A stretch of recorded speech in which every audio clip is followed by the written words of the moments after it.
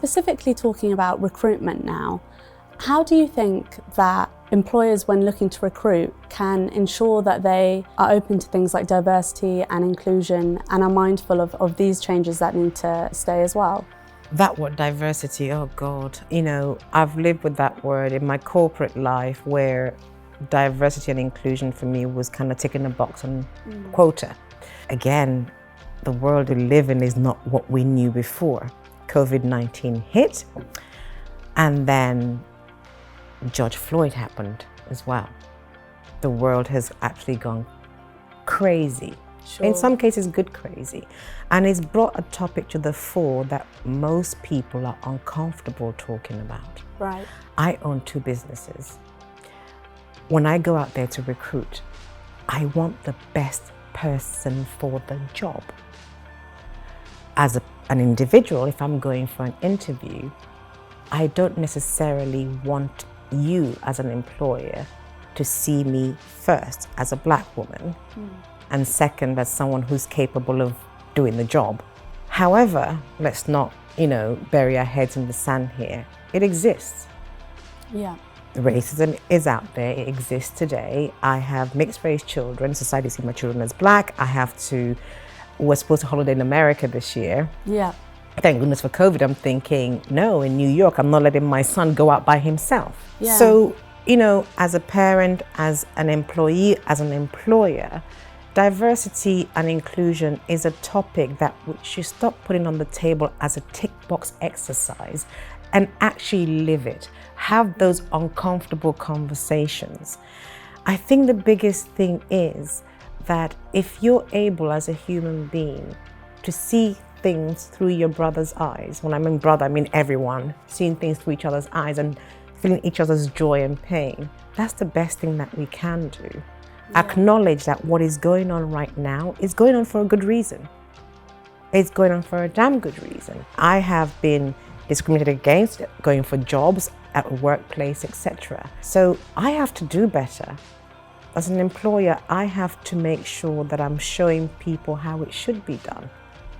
So yes, diversity and inclusion should be a topic that's out there, but let's start to live it.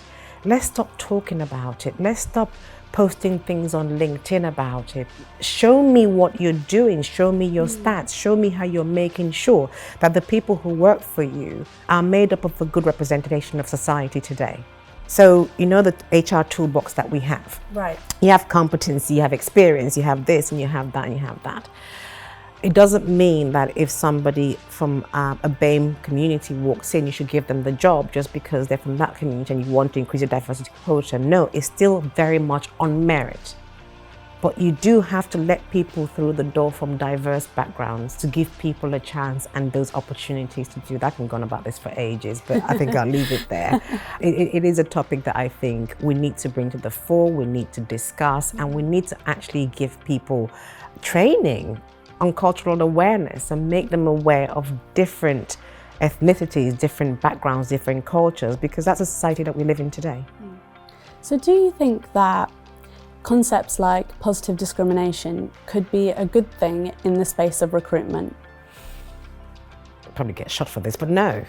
There's that thing where people talk, do unto others what you want them to do unto you. I think it's all about fairness. And don't get me wrong, there's a lot of ignorance and lack of awareness and lack of education out there.